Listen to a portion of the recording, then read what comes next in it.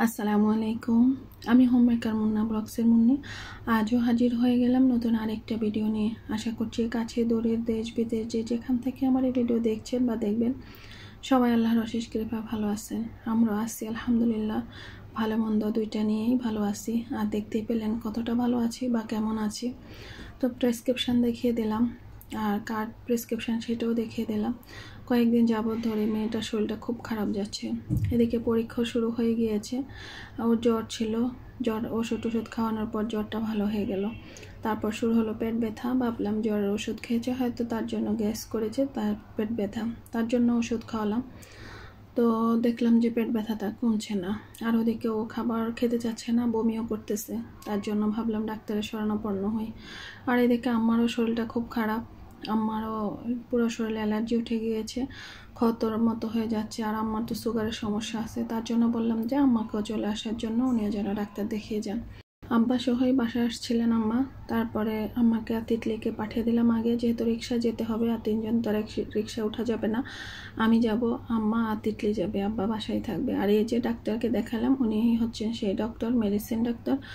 আর ওনার কাছে অবশ্য আগে পরে কয়েকবারই আসা হয়েছে আম্মার সম্পর্কে। উনি জানেন যেহেতু আম্মা এখন ঢাকায় ডাক্তার দেখান, তার জন্য অবশ্যই আমাদের চাঁদপুরে এখন আর ডাক্তার দেখাতে চাচ্ছেন না। কিন্তু অ্যালার্জি যেহেতু খুব মারাত্মক আকার ধারণ করেছে, তার জন্য বললাম যে আগে দেখিয়ে যান, দেখেন না উনি কী বলে। তো এই তো ডাক্তারের চেম্বারেও চলে আসলাম। উনি আবার খুব শান্তভাবে, খুব সুন্দরভাবে কিন্তু রোগী দেখেন। আর আমার বাচ্চাদেরকে বা আমাদের পরিবারের সাথে ওনার একটা ভালো বন্ডিংও আছে। আর আমার ভাইয়ের সাথে ওনারও খুব ভালো একটা সম্পর্ক আছে। তো ডাক্তার দেখিয়ে রক্ত প্রস্রাব যা যা ছিল সব কিছু দিয়ে বাসায় চলে আসছি। আর এসে অবশ্য আর কোনো ভিডিও করিনি। আর মনটাও ভালো নেই, যেহেতু মেয়ের শরীরটা খুবই খারাপ, আমারও শরীরটা ভালো না। কেন এমন হচ্ছে ঠিক জানি না। দিন দিন কেবল একটা না একটা সমস্যা জর্জরিত আছি। তো সেদিন আর কোনো ভিডিও করি নাই। তো এটা হচ্ছে তার পরের দিন। তো পরের দিন তো আম্মা আছে, আহবাবের আম্মু আছে, আহবাবও আসছিল ও দাদুর সাথে। তো ওরাও আছে। ভাবলাম সকালে নাস্তাটা অবশ্য সেরে ফেলেছি, সেটাও আর ভিডিও করি নাই। ওই যে বললাম মনটা একদমই খারাপ ছিল তার জন্য। তো রান্না কি করতেছি, আর আপনাদের সাথে তো প্রতিদিন যদি একটু কানেক্টেড না থাকি তাহলে তো ভালো লাগে না। আর যেহেতু একটা ইউটিউব একটা চ্যানেল আছেই, তো সেটার সাথে এঙ্গেজ থাকতেও হয়। আর কি দিয়ে ভিডিওটা আমি সম্পন্ন করব, তার জন্যই কিন্তু এই অংশটুকু রেখেছি বা ভিডিও করেছি। আর তাও এলোপাথারি, সেটা দেখে বুঝতে পারবেন।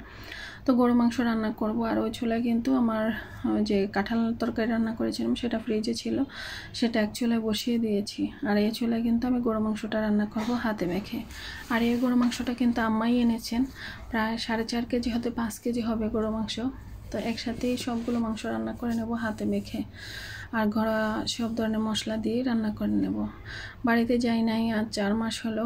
আম্মাও আজকেও বলতেছে 4 মাস নাকি আমি যাই নাই। আসলে অনেক দিন হচ্ছে, যাওয়া হচ্ছে না। তো বাড়িতে যাচ্ছি না, ওনাদের মেয়ের জামাই যাচ্ছে না, তার জন্যই হয়তো বা বাসায় নিয়ে আসলো। বললাম যে আমাদের বাসায় তো গরু মাংস আছে, কোরবানির মাংসই আছে, তাহলে আনলেন কেন? আর আপনারা তো ঈদের সময় আমাকে দিয়েই দিলেন একটা বড় গরুর রান। তো পরে বললো যে না, নিয়ে আসছি, সমস্যা নেই, একসাথে রান্না করলে সবাই খাবে এই জন্য। তো যাই হোক, এটা মায়েদের মন, মায়েদের মনে কখন কি চলে, বা যেটা নাকি শত্রুর মনেও আসে না সেটা নাকি মায়ের মনে আসে, এটাই মনে হয় সত্যি। যেহেতু বাসায় কেউ বলতে পারতেছে না আমার মেয়ে কী সমস্যা, কিন্তু আমি ঠিকই আমার মাথায় গেস করতেছে যে আমার মেয়ের এই সমস্যা হতেই পারে। আসলেই পরে কিন্তু সেই সমস্যাটাই ধরা পড়েছে, আর তার জন্য চিকিৎসাও কিন্তু চলতেছে। তো ভিতরে যে সে এমন একটা রোগ বাঁধিয়ে ফেলবে, সেটা আসলে আমিও চিন্তা করি নাই।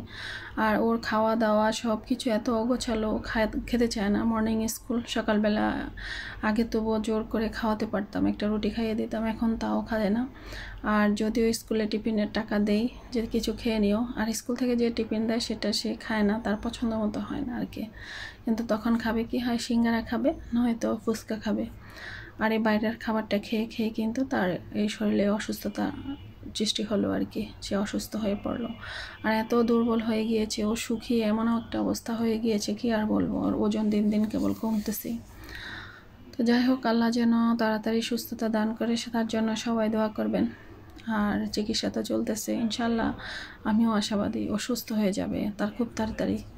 তো আর এইদিকে দেখেন যে গরু মাংসটা হাতে মেখে কিন্তু বসিয়ে দিলাম সব ধরনের মশলা দিয়ে। তারপরে একটু হাতটা ধুয়ে একটু পানি দিয়ে রান্নাটা বসিয়ে দেব। আর খুব সিম্পল রান্নাবান্নাই করব।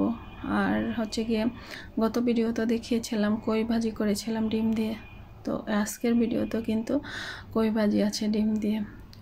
তো বলেছিলাম ভাজির জন্য অন্য কোনো সবজি আনার জন্য, তো পরে ভেন্ডি বলেছিল আনার জন্য। তো বলেছিলাম যে ভেন্ডি তো আব্বা খাবে না, কারণ অ্যালার্জি যাদের শরীরে প্রচুর থাকে তাদের ভেন্ডিটা খেলে একটু সমস্যাই করে, আর আব্বা একটু অ্যাজমার সমস্যাও আছে তার জন্য। তো ঘুরে ফিরে সেই কই নিয়ে আসলো আর কইটাই ভাজি করে নেব। আর সিম্পল রান্না বান্নাই। আর আব্বা আম্মার জন্য বাড়তি কিছু যে করবো, ওনারা আসলে তেমন কিছুই খেতে চান না, মানে শারীরিকভাবে অসুস্থ থাকলে যা হয় আর কি। জানি না কেন এই অবস্থা সবার, যারই শুনি কেউই সুস্থ নেই, কোনো না কোনোভাবেই অসুস্থতায় ভুগতেছে সবাই। যেমন আমার ঘরে আমার বাবা মা আছে, তারপরে হচ্ছে গিয়ে এখন আবার আমার মেয়েটাও আছে, বাড়িতেও পিচ্ছি পাচ্ছি তিনটেও দুদিনও ভালো থাকে না, কোনো না কোনোভাবে অসুস্থ থেকে মানে হয়ে যাচ্ছে আর কি। তো অনেকেই অসুস্থ, আল্লাহ যেন সবাইকে সুস্থতা দান করে। আর অসুস্থ না থাকলে সুস্থ থাকার যে একটা নেয়ামত, সেটা আসলে আমরা বুঝতেও পারি না, উপলব্ধিও করি না। হয়তো বা আল্লাহ আমাদেরকে পরীক্ষা করার জন্য বিভিন্ন বিপদ আপদের মানে জর্জরিত করে রাখেন হয়তো বা। তো আমরা যেভাবে চলাফেরা করতেছি, যে বেহায়াপনা করতেছি, যা করতেছি, আল্লাহ হয়তো বা সহ্য করে আসেন দেখে আর কি এখনও আমরাও টিকে আছি। আর যদি আল্লাহ অসহ্য হয়ে যান তখন কী অবস্থা হবে আমাদের, সেটা মাঝে মাঝে আসলেই বুঝতে পারি না, খুব ভয় হয়। তো এদিকে গরু মাংসটা কিন্তু কষানো হয়ে যাওয়ার পরে দেখলাম একটু যে শক্ত শক্তই তো আছে, তো ঝোলের পানিটা দিয়ে দিলাম। আর যে ঝোলের মধ্যেই কিন্তু রান্না হয়ে যাবে পুরো মাংসটা। আর আজকে কোনো আলু দিচ্ছি না, আমরা আলু হলেও মাঝে মাঝে একটু আলুটাকে একটু অ্যাভয়েডও করি। আসল কথা হচ্ছে আব্বা মা তত একটা আলু খান না, এই জন্য অবশ্য আলু দেওয়া হচ্ছে না আর কি। তো এই যে কই ভাজিটা হয়ে গেল, সেটা নামিয়ে নিলাম। একটু দেখতে পেলেন একটু ঝোল ঝোল আছে। আর এইভাবেই ভাজিটা সবাই খুব মজা করে খেয়ে নেয়। অবশ্য কইটা শুটকিতে রান্না করলেও কিন্তু খুব মজা লাগে। তো শুটকি অবশ্য যে বললাম ঘরে কম বেশি সবারই অ্যালার্জি, যার জন্য শুটকিটাও মোটামুটি কমই খাওয়া হয়। তো গরু মাংসটা তো আর মানে যেদিন যখন রান্না করেছিলাম তারপরে আর শেয়ার করিনি, কিন্তু পরে একটু থেকে গিয়েছিল, সেটা আবার জাল করতেছিলাম, সেটাই এখন আপনাদের সাথে শেয়ার করে নিয়েছি। বেশি পরিমাণে মাংস হওয়ায় 2 দিন 3 দিন প্রায় চলে গিয়েছিল আমাদের এই মাংসটা, কিন্তু যত দিন যাচ্ছে তত মাংসটার মনে হয় যেন স্বাদটা বেড়েই যাচ্ছে। আর এটাই হলো হয়তো বা কোরবানির মাংসের মহত্ব বা বৈশিষ্ট্য আর কি। তো সব ভালো থাকবেন, সুস্থ থাকবেন, আমার মেয়ের জন্য দোয়া করবেন। আল্লাহ হাফেজ, আসসালামু আলাইকুম।